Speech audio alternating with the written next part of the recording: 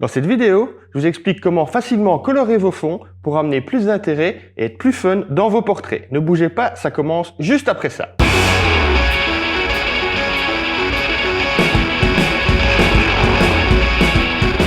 Salut les amis, j'espère que vous allez bien. On croise les doigts, dans une semaine en Belgique, les terrasses rouvrent. Je sais, ça fait plaisir, on y croit, on y arrive presque au bout, alors on ne relâche rien du tout. Dans la vidéo du jour, je vais vous expliquer comment colorer vos fonds pour que lors de vos shoots portraits, beauté, vous puissiez amener un intérêt ou faire matcher par exemple un fond avec un maquillage ou avec une tenue, tout ça assez facilement et en partant d'un fond, comme vous voyez derrière moi, d'un fond gris. Alors vous allez me dire, pour avoir des fonds de couleur, on peut acheter des fonds de couleur papier, comme le gris qui est là, mais donc en bleu, jaune, vert, toutes les couleurs que vous voulez.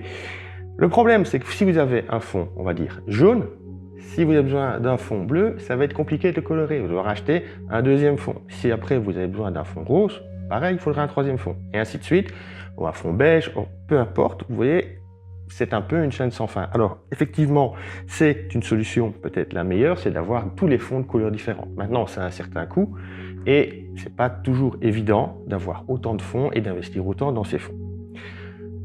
Une autre solution, c'est de partir d'un fond gris et de le colorer exactement de la couleur que vous voulez.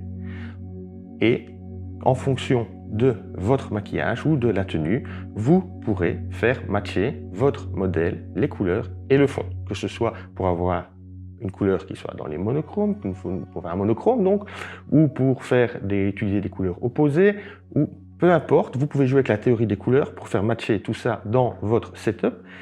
Mais ça va, d'un point de vue pratique, vous ouvrir la possibilité de n'avoir qu'un seul fond et de pouvoir choisir votre couleur à la demande.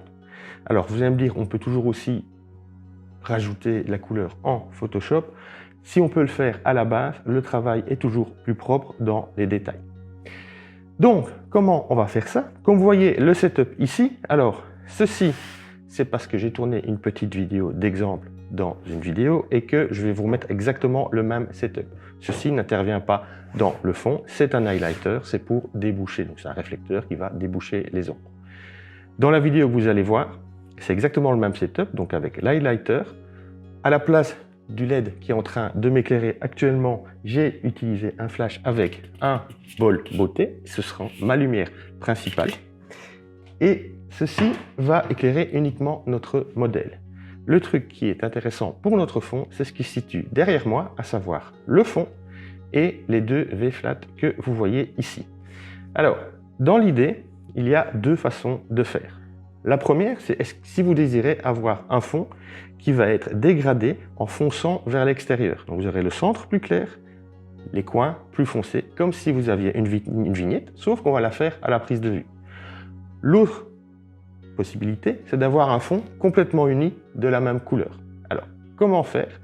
Pour avoir le fond avec une vignette, c'est simple, il suffit d'avoir un flash supplémentaire, puisque vous avez un qui éclaire votre modèle, sur lequel vous allez mettre un réflecteur. Vous choisissez la taille de votre réflecteur, un simple réflecteur standard, et dessus, on va lui coller une gélatine de couleur. Donc ici, vous voyez, j'ai mis, on va les mettre comme ça, vous voyez bien, une orange. C'est celle que j'ai utilisée pour les photos que vous allez voir juste après. Il existe ce genre de gélatine pour les flash studio. Ce sont des carrés. Alors faites attention quand vous achetez une gélatine de bien toujours prendre une gélatine qui soit un peu plus grande ou à la limite la même taille, le même que le diamètre de votre réflecteur. Il faut que tout l'ensemble de votre réflecteur soit coloré. Si un peu de lumière blanche part, ça va flinguer votre résultat. Donc il faut que ce soit uni, fermé avec la gélatine. Ça existe alors de toutes les couleurs et de toutes les tailles. Je vais vous montrer ici quelques exemples. Alors je la pose, hop, là par terre. Vous voyez ici, j'en ai pris 3. Vous avez, donc je vais mettre ça comme ça pour que vous voyez bien. Vous voyez une bleue, il y a ici une rouge et vous avez ici une, je ne sais pas si ça se voit bien, mais c'est une gélatine jaune. Vous pouvez, comme ça, utiliser toute votre gamme de gélatine. Alors, il y en a des tonnes, hein, j'en ai 2 paquets là-bas. Vous avez toutes les couleurs que vous voulez. Et ce que je vous conseille, c'est toujours acheter ces gélatines par paquet de 2. Je vais expliquer pourquoi dans un instant. Si vous pouvez, et vous n'utilisez pas de flash studio, et que vous utilisez des flash Cobra, la même chose existe pour les Cobra. Ce sont des petites gélatines. Alors, à la place qu'elles soient carrées, comme celle que je viens de vous montrer, ce sont des petits bouts de plastique colorés qui ont, je ne sais pas si ça se voit bien, cette taille-là, vous voyez. C'est un petit rectangle qui vient en fait se déposer et recouvrir votre flash Cobra. Pour le faire tenir, vous avez 2 solutions. Soit vous utilisez, vous achetez un petit support en plastique que vous venez mettre devant votre flash Cobra, vous mettez un élastique. Je ne sais pas si ça se voit bien. Vous le mettez comme ceci. Vous mettez un élastique ici autour. Vous glissez vos gels de couleur devant et votre flash est coloré. Une autre solution, c'est d'utiliser les dômes diffuseurs des flash Cobra. Vous glissez votre gélatine dedans, vous recouvrez le tout et votre flash est coloré. Ce que je vous montre ici peut être fait indifféremment avec un flash Cobra ou avec un flash studio. Personnellement, j'ai des studios, j'utilise des studios, donc on va parler studio, mais c'est exactement la même chose en flash Cobra. Donc, je reprends ceci. Donc, pour les gels, vous voulez un petit bout de collant dessus. Il faut faire attention, si vous utilisez des flashs dont la lampe pilote est incandescente, ceci, c'est du métal, ça chauffe. Donc faites gaffe, quand vous le manipulez, c'est chaud. Et attention aussi à ne pas faire trop fondre le gaffeur, utilisez du bon gaffeur. Et attention, ceci c'est du plastique, ça n'aime pas la chaleur. Donc ce que je vous conseille de faire, c'est qu'une fois que votre flash est placé au bon endroit, coupez la lampe pilote. Vous n'avez plus besoin, vous savez exactement où il va y aller. Et pour faciliter la tâche, comme vous allez voir dans la vidéo, mon modèle était assis, ce qui fait que je sais que systématiquement, elle est toujours au même endroit. Donc pour obtenir un fond avec un petit dégradé qui va du plus clair jusqu'au foncé, comme s'il y avait une vignette, vous mettez un seul flash, vous le planquez derrière votre modèle, vous l'orientez sur votre fond et vous réglez la puissance en fonction du résultat que vous voulez obtenir. Alors plus il y a de lumière là-dedans, plus la couleur est claire, moins il y en a, plus la couleur est foncée et un peu moins vive. L'idée, c'est que lorsque vous déclenchez votre flash, le milieu ici va taper derrière le modèle, c'est important, derrière le modèle. Ça va être la zone la plus lumineuse, donc cachez-la bien derrière le modèle. Et ensuite, comme vous le mettez en fonction de la distance, donc vous avez votre fond, vous l'avancez ou reculez en fonction de la taille du dégradé que vous voulez avoir. Vous allez avoir le rond point chaud, donc vraiment du centre du flash derrière votre modèle, donc on ne le verra pas.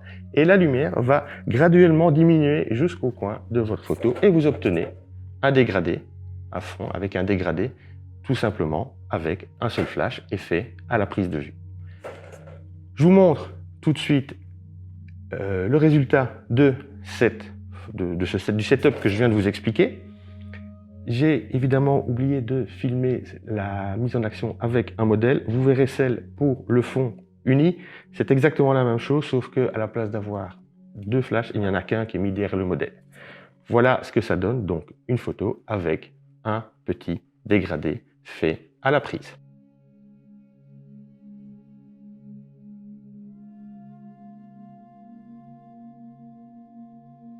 Comme vous voyez, le résultat est plutôt sympa. Alors j'ai choisi l'orange, c'était arbitraire parce que je trouvais que ça matchait bien avec l'ensemble. Vous pouvez, comme je vous le disais, changer ceci pour avoir n'importe quelle couleur. Maintenant, pour avoir un fond uni complet derrière votre modèle, il y a plusieurs façons de faire. Moi, j'aime bien la façon ici, je trouve que c'est la plus propre. Maintenant, on peut le faire autrement. Il vous faut 2 flashs, donc 2 diffuseurs. Et pourquoi je vous ai dit que je vous conseille d'acheter toujours vos gels par 2 paquets? Parce que comme ça, vous avez exactement le même gel 2 fois avec la même couleur. Si vous voulez un orange comme ceci, vous mettez les deux réflecteurs avec le même gel, vous aurez la même couleur. Si vous mettez des gels qui ont des petites nuances différentes, vous allez avoir des différences de fond. Ce qui est toujours faisable d'avoir un fond qui est plusieurs couleurs. Ça, je pourrais faire une vidéo pour expliquer comment faire. Mais dans l'idée, ici, on veut un fond uni, donc 2 fois le même gel devant votre réflecteur. La solution, soit vous prenez vos deux vos deux flashs, vous les mettez à 45 degrés derrière votre modèle, orienté vers le fond. Ils vont se déclencher, vous allez avoir un fond. Il ne va pas être totalement uni parce que c'est des sources qui sont relativement dures. Et donc, à moins de vraiment bien les placer, bien les régler, il y aura toujours des petites nuances. Ce sera un peu moins propre, mais c'est tout à fait faisable. Maintenant, moi, personnellement, je préfère utiliser deux V-flat ici. Le côté blanc est orienté vers le fond. Et ce que je fais, c'est que je prends mes deux flashs et les oriente à 45 degrés dans les coins de mes V-flat. Ce qui fait que, lors du déclenchement, le V-flat va devenir ma source de lumière. Et vous voyez la taille. Il y en a 4 surfaces comme ceci, donc 2 de chaque côté, qui vont devenir la source de lumière ici orange, qui va colorer mon fond de façon uniforme d'un côté à l'autre de ma photo. C'est plus propre, vous avez un beau fond uni, et pareil, vous pouvez varier les intensités et les couleurs pour vous amuser. En pratique, je vous montre tout de suite le setup, ainsi qu'une petite vidéo que j'ai tournée lors de ma dernière session, et vous verrez après l'image finale.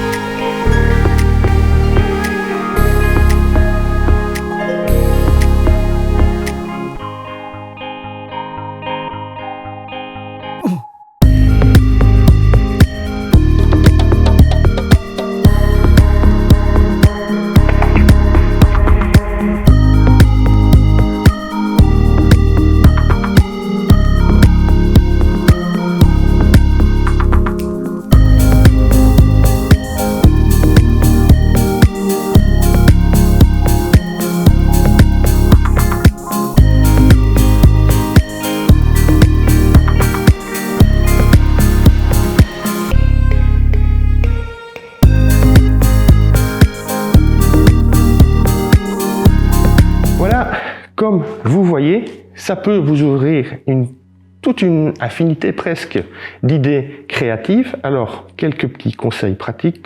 Si vous utilisez ce genre de setup, essayez toujours, donc avec des V-flat, c'est beaucoup plus simple, mais si vous utilisez ça sans V-flat, donc juste le réflecteur à 45 degrés, faites attention que la lumière va revenir sur votre modèle. Donc, il faut bloquer la lumière qui revient par l'arrière de votre modèle.